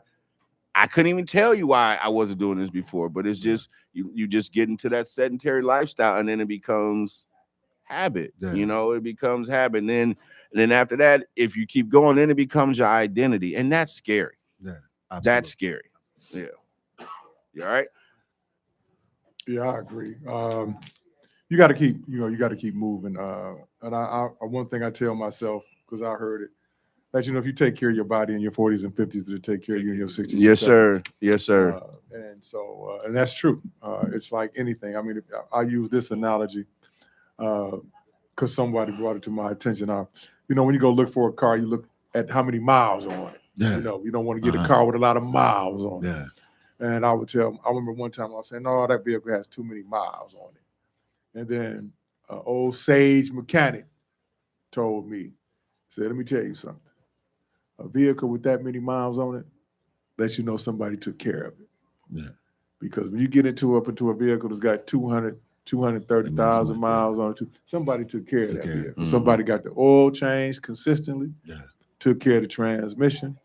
Because I know people who got cars ain't got 15,000 miles. It's stay in the shop. Mechanical issues. It's stay in the shop. So it's truly what you put into. And I should tell my youngest son, because I call him the car murderer. Yeah, he'd have murdered so many cars. I was like, listen, man, you got to take care of the car murderer. Yeah, you got to take care of what take care of you, man. You got to take care of what you depend on. take care of what You take care of depend you. on this vehicle to get you everywhere you got to go. Yes, sir. How can you neglect it? Yes, sir. You can't postpone stuff that you need, i.e. brakes, Absolutely. oil changes, Absolutely. tires. Car murderer. Yeah, you can't shortchange stuff. You can't.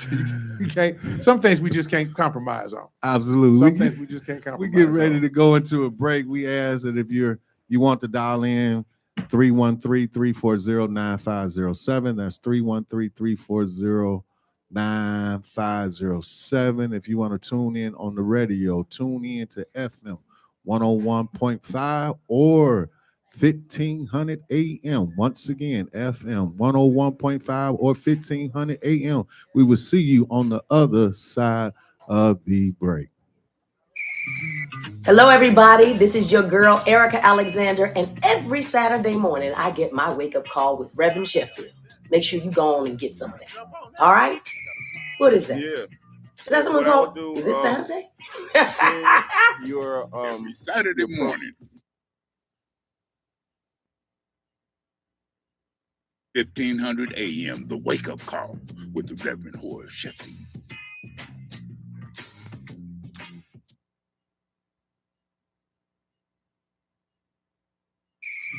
Hey, what's up, y'all? It's your man Mike Epps, and I get my Saturday morning wake-up call from Reverend Sheffield. Make sure you get yours. I'm Hester Wheeler, and I get my Saturday morning wake-up call from Reverend Horace Sheffield. Every Saturday morning, 8 a.m. to 10 a.m. on 101.5 FM or 1500 AM, the wake up call with the Reverend Horace Sheffield.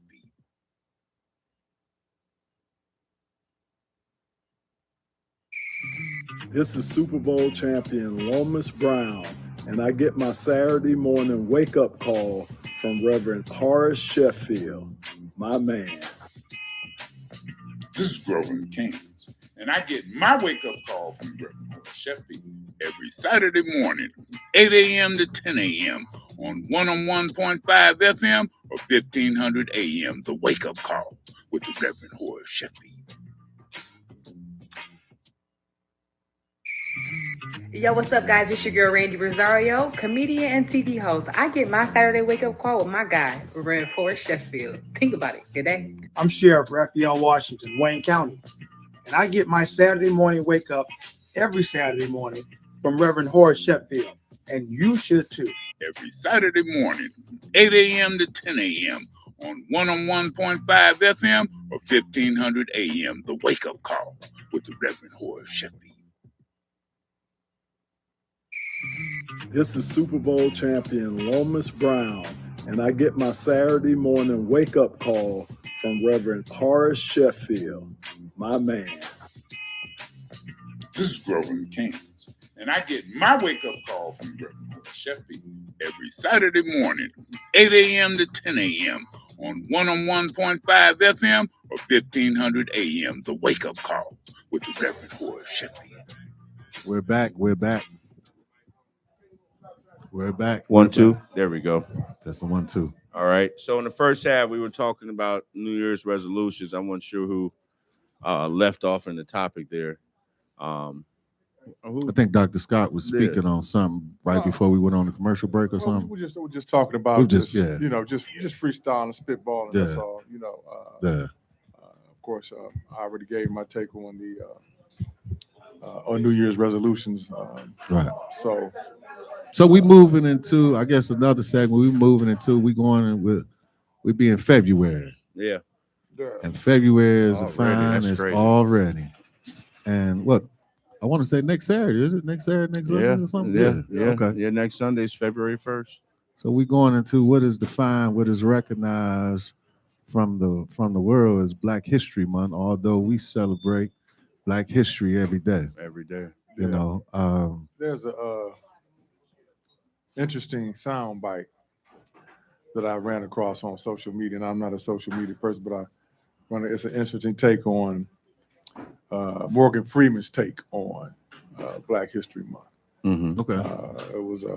I found it interesting. So if you ever want to go Google it and look at his take, I think he's being interviewed by, I want to say Horace Sheffield from 60 Minutes. Mm-hmm.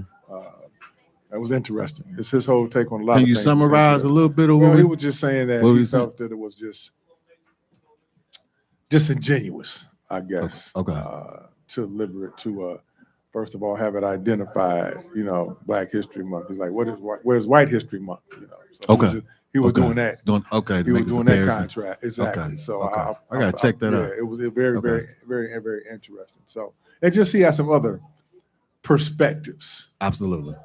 Coming from a very obviously a very iconic absolutely African American in that space of Hollywood. Yeah. And the many memorable movies that he has played in. So it's just a lot, It's a lot. Makes sense. Yeah, Makes absolutely, sense.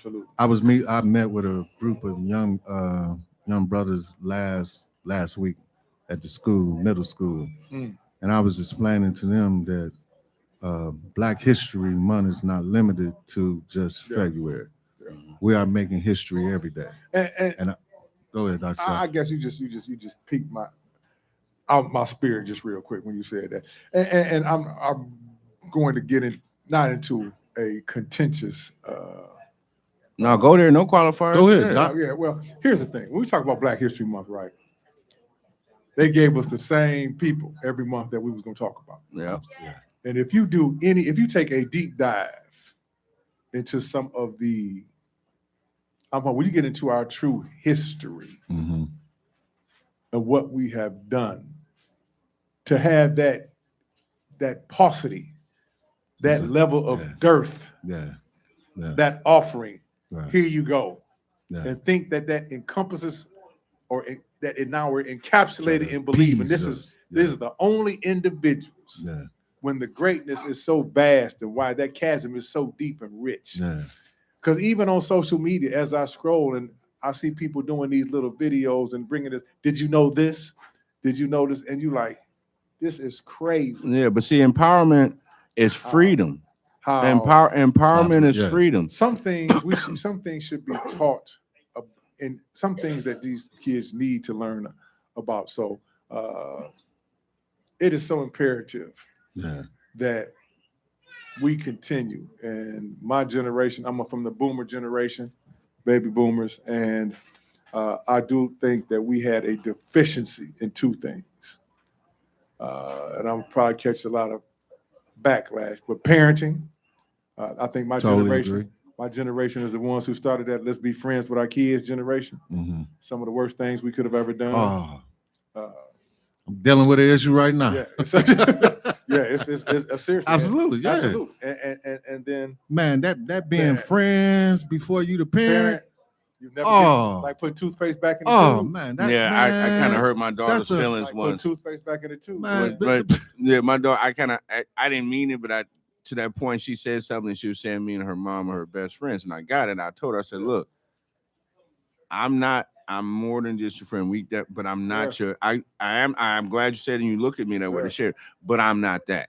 Right. And then she kind of looked, and my daughter, you can't say, she's an empath too. I'm an empath. Some things that hurt her feelings. I said, I'm not trying to hurt your feelings, but you gotta understand. I am your father. Like, don't care about first and foremost. And I will had this conversation and last I will night. always be that first. And because our relationship, we should be as tight as best friends. And I'm going to respect you as a person. Trust that. But I am your father. I had to have this conversation last night with my daughter. The oldest person is she feeling herself. She's 16 now. So she dead at that age. And I had to tell her just last night, I'm your father first. I'm gonna tell you like my mom and daddy used to tell me. this gonna hurt me more than it hurt you. But I'm about to remove this. I'm about to take this phone from you. Yeah. I'm about to restrict your privileges. You know, because I'm your father. Yeah. I'm your friend as well, but I'm your father first. And I think we have really, as you alluded to, Dr. Scott, I really believe that we have dropped the bomb on that of making our children our friends first. And in addition to that, if you, because I've had times in my life where I was absent, wasn't present like I should have been. And so a lot of times we try to buy back, at least I did, try to buy back that time, that role. Yeah, you try to buy back that role. Yeah. So and you can't, that could be a very deleterious mistake as well. So I know because my Deleterious. Hold up. You know when you can do that. Go ahead and educate us. Deleterious means what now? Deleterious means negative. Okay, yes, sir. Very deleterious. Negative impact. You know what I'm saying, over the long term. So anyway, like I got my youngest son. Like he and I, and we've had some conversations, and I know sometimes the conversation will go sideways, and he talking to me like I'm one of his boys, and I had to let him know. Oh, that bro stuff. She tried to say, bro. I said, I said stop. I said stop because I want you to keep your tongue. Don't call me bro again. That irks me, and so, bro. As because I try to give him his man space. You know what I'm saying? I try to do it, but I let him know. I said earlier, I don't care about feelings. I do, but to your point, I'm like, listen, I am not your friend. I'm not. One thing you ain't gonna never do to me. You ain't gonna talk to me sideways or crazy. Absolutely. Whether I don't care how old you get. Absolutely. I don't care how old you get. Trust and believe me. I have lived much longer. I've heard more thunder and lightning than you. I'm here to tell you. Absolutely. Yep. You don't want this smoke. Do not let this. I told my daughter last Bro, night. so they don't know I you. got reflexes. They don't know you. They don't know. They don't reflexes. They don't grasp the fact that you're a 6'5" battle-tested Marine. They have no listen because they're your kids. Your kids know you ain't gonna hurt them. Yeah. That's why they talk crazy. And that's what my daughter was doing. That's What why she they doing? talk. I'm Your saying, kids know you. Your kids know Don't let me man, find my out daughter- Dr. Scott soft out here. And see, my plight, because I got two daughters. So my plight is. But you don't want to go in that space. Hold on, real quick. But I don't want to go there with my child. Yeah. You understand what True. I'm saying? But you have to. Some if you make in the most extreme sense. Because you don't want to go. Because my children are not disrespectful. But sometimes can't nobody push your buttons nuclear like your spouse and your kids. Yes. That's can't nobody make you go to the moon. It's almost like they know. To the moon. They like listen, they will take you from that choir singing, Sunday school teaching, praying, elder lead church service person. All that goes to what I'm saying, to that ninja on the street. I'm trying to tell you, man. With a rap sheet full of felonious assault. Man, all that. I tell people that, man, because and man, don't get me started. That's a whole different. Yeah, topic, but that's because you love them. That's because you love them, man. And so where are we at in time? I want to make sure we good. Yeah. If y'all don't mind, I wanted to bring this up. I know sometimes certain topics we kind of stay away from. Mm-hmm. Don't do it. What do you think I was gonna talk about? Probably the elephant in the world right now. Which one? So many now. Yeah. What do you think I was about to go? I thought you were going to a different state to start with the same letter. Yes, that's okay. exact. My God. Already, come on, man. I already know. All I would say from watching that without going there. You already did. Yeah, you're already there now. You're already there. Let's go. You already did. I just think we just need to be really careful when we have that because it is. Well, because we had a similar incident locally. We did. So when you talk about and the reason why I'm so recalcitrant about having these discussions in public spaces is because it invokes so many visceral feelings in people. Yeah, it does. I mean, and then when you hear the rhetoric of justification or attempts at justification. Yeah. For some groups of people, it invokes an even heightened and potentially has the proclivity to invoke a trauma response. Depending on from just watching it. Absolutely. Now you don't have to talk about it for just watching it. Absolutely. So that's why I really, really really, I am so careful about engaging in that dynamic because here's not this one particular incident, not the criminal incident that we all witnessed, unfortunately. Yeah. But I had a pastor in my church passed, and before he passed, we would have just good conversations. And I was going through an issue. I work with artists and stuff, and there was a guy involved. Be quick about this, who was messing things up. And I went to the pastor. I'm like, I'm feeling a certain way because I wanted to haul off and knock this dude out. And he was like, you just talk to him, ask him who sent him. When you get to that problem of somebody you're just so contentious with, you just ask who sent you. And they'll look and you ask them again, who sent you? And they'll ask you who. And you'll be like, did God or the devil send you? And that's usually gonna knock down whatever, and we can get to a level.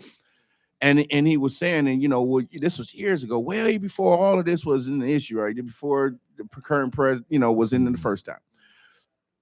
And so he was like, you'll see that a lot of times you're dealing with spiritual warfare out here. Folks don't see it. But if you ask somebody that, they're gonna have to tighten up, or you're gonna see who really sent them. Absolutely. And so when you had those folks walk into that parish and expose the leader of that parish as being a leader out here in this situation, that in itself floored me. Like it should not have surprised me, but it really brought back the fact that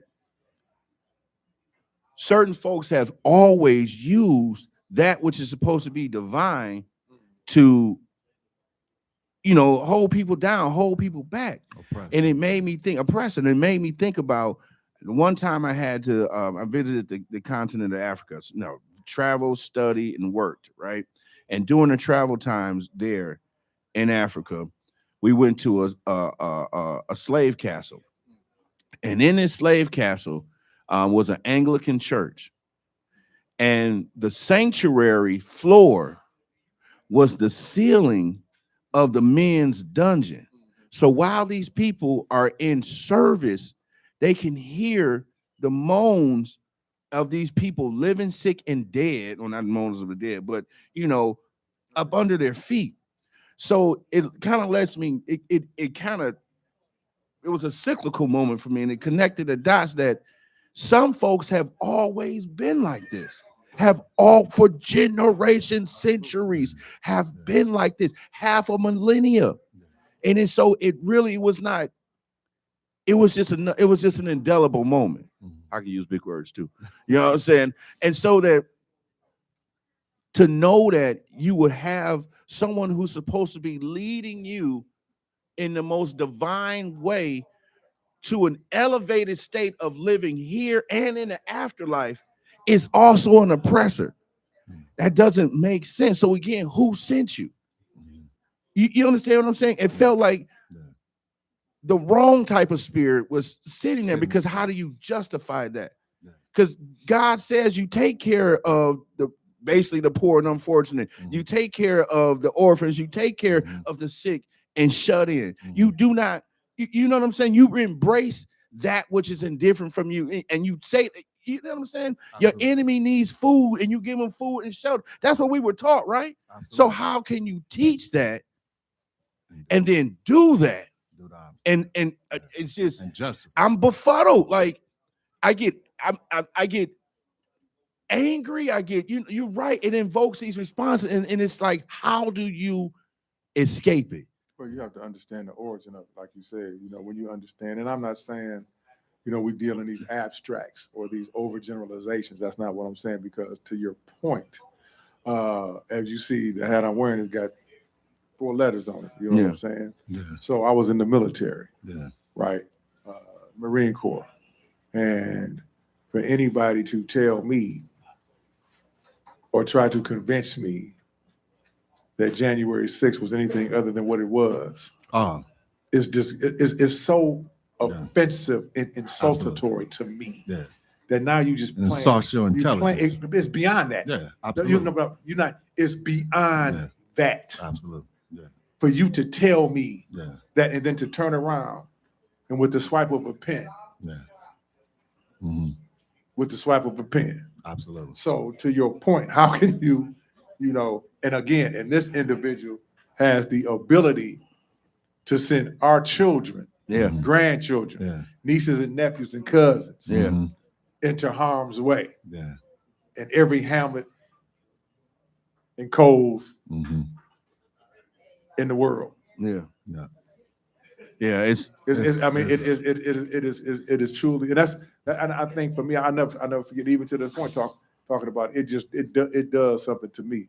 It does something to me when you talk about that event on that day. Yeah.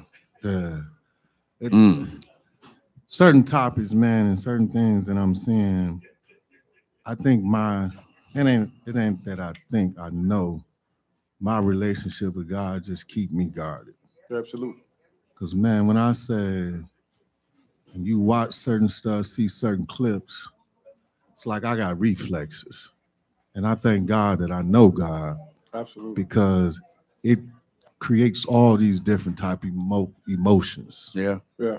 And so when we was talking about earlier, New Year's resolutions for me, when I see stuff like that, I ask myself now, what can I do? Mm-hmm. What can we do? We talk as a church. What can we do? Yeah. What can we do to do something different? Because when you see stuff like that, to me, it's like a call and response. Now we got to respond. Yeah. How do we respond? What do we need to do? And so that's for me, and as I was alluding to earlier in stating that I'm task oriented, like I say, when I see stuff like that, it just motivates me. Yeah. But it's something that boils in the inside of me when I see stuff like that. Be like, and how do you justify this? Yeah, you can't. There's no justification. But but it's all spiritual. Yeah. Who sent you? Who sent you? Who sent you? But it just, for me, it just I just be like, I got to take it to the Lord. Yeah. And then we got to mobilize. Bible say faith without works is dead. It's dead. Absolutely. And let's mobilize. And I'm not saying like, and I don't want to get, I wasn't here to get hyper vigilant or anything like that, but you just can't help but ask the question: what separates us from them? Exactly. We don't know. I'm gonna use that as the segue, because, and this is cliche, and I hate to even mention, but it's a fact. We are so resilient and of overcoming stuff like this. They were just again, I was watching again on social media, young man. He just recently was acknowledged for, this was years ago, I think in 58, young teenage black man was wrongfully arrested and terminated, and he's actually executed. And just recently, they acknowledged that, it was not him. They gave him this in the Senate, I forgot what state. And then at the end, they clapped. And I was like, he was in prison and they he was arrested and they killed him. Yeah, he was executed, found convicted, and found out years later that he was innocent. And I'm saying the state, in chamber, they acknowledged that, and then they clapped, and then I'm like, but what are they clapping for? Because sometimes we applaud things that we don't even know why we're clapping. Which is true. So you're clapping because you acknowledge the fact that you killed and executed one of thousands, tens of thousands of innocent individuals in this country. So when you talk about, Brother Barry, how do you justify? This is something, and I'm talking about from a cultural perspective based on trauma now, strictly from a historical, generational trauma vein that runs in our culture, that we have witnessed the heinous, moral, corrupt infliction of some of the most heinous acts against a particular culture never known in mankind. Absolutely. So because of that, and intentional. Absolutely. And because of that, we have become anesthetized, numb, and we understand, and we understand it some of us have become to accept it. So that's why when we see it, all the thing we can't, some would think the only thing we can do is become upset because it's played out so many times. So people lose so many zeal. times. Yeah. And it's, where do you go from here? What do you do? Because it has an impact. Yeah. Even people who don't even follow the news. Right. Absolutely. Even people who don't even follow the news. Even people who are clueless and never, where does it go from here? I mean, because it impacts all of Everything. us. Trust and believe me. If you ain't paying attention to what's going on at 1600 Pennsylvania Avenue, the residue, because there's going to be an end to the residue. So the residue of this, once this folks are gone, it's in the past. The residue of this is going to be have long-term effects. Yeah, and so you know, it's creating another level of trauma. It's what we have no idea. Just like with COVID, right?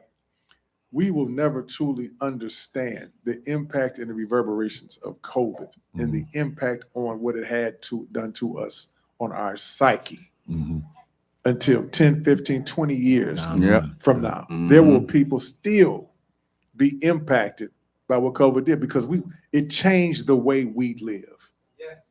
Period. Yeah, absolutely. It changed the way we live.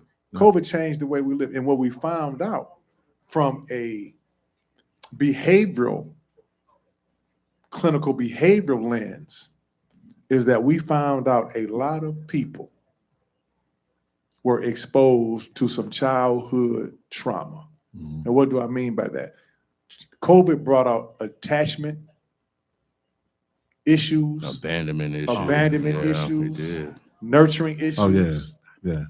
People found out they can't live without other people. We're not designed to live like that anyway. But being able to self-soothe and reground yourself emotionally, physically, when we didn't have that intimate contact, losing loved ones that we couldn't go mourn, couldn't go visit in the hospital, things like that. That was so impactful. That's within going itself. to, Yeah, you absolutely. have no idea. So when we talk about that, so this is in the same vein. We have no idea, to your point, about the intentional. Absolutely. The intentional destructive ideology being inflicted. That is going. This is not coincidence. This is not by design. If you watch any soundbite of the current head of education, Linda McMahon. Oh boy. If you talk about, look at the current person who's on the current, what's his name, Scott Turner, over HUD now, took Ben Carson's place. We have some of the most inept, unqualified, individuals that's making decisions that are going to impact our grandkids' kids. To your point, actually, to your point, intentionally. So I would say this Cohen wrapping all this up, not and bringing it put into a bowl, whatnot, and it kind of done it intentionally. Like you were saying about resolutions, and we're talking about change. If we don't see that the world is now we already know it's a constant. That's just sun's gonna rise, falls every day, right? It's a new day every day. But if we don't see, especially where we are, that it is demanding of us to change, to resolve, to be better, then we are really missing a point. The world is demanding something of you right now, and we're seeing it. It's demanding of you to be aware. It's demanding of you to be more concerning about what's happening in your community. It's demanding of you to be able to be in the physical condition in case you have to stand up. So to bring it all, like you're saying, to resolve is not just, starts from within and making that degree of change within yourself. But it does, like you say, reverberate to the larger, it has more of a macro effect, because my change may affect you, your change may affect me, and we never know when we may need that new us to stand up for the larger us, if that kind of makes sense, and that it is just, I don't know, man. Like I feel something just stirring in me, not just for the sake of our conversation, but just to be honest with you all. And I feel something. I feel change stirring in me in this year, and it's going to demand it and of us. You know what I'm saying? Like you can't turn on the news and don't see people now on the Friends. Like just for the sake of this conversation, like the dude running through Metro Airport, like things are happening that are so unusual that like you can't respond to it the same way. You have to respond to it in a holistic and a calm way. You can't be frantic and emotional, all that, neurotic and insecure or whatever. But you have to respond to it with a different you, because this is a different time that we live in, and it's constantly getting weirder or whatever you want to call it. Signs and symbols for the conscious mind. Yeah. Signs and symbols for the conscious mind. Yeah. All right. We That's almost it? there. Already? We almost, yeah, Jeez. we are there already. It's been some great conversation. Once again, Happy New Year's to everyone. Whatever your short-term or your long-term goals are, fulfill them. Bible says faith without works is dead. We are a blessing to be a blessing. Let's all do our part. We will see you next month. All right.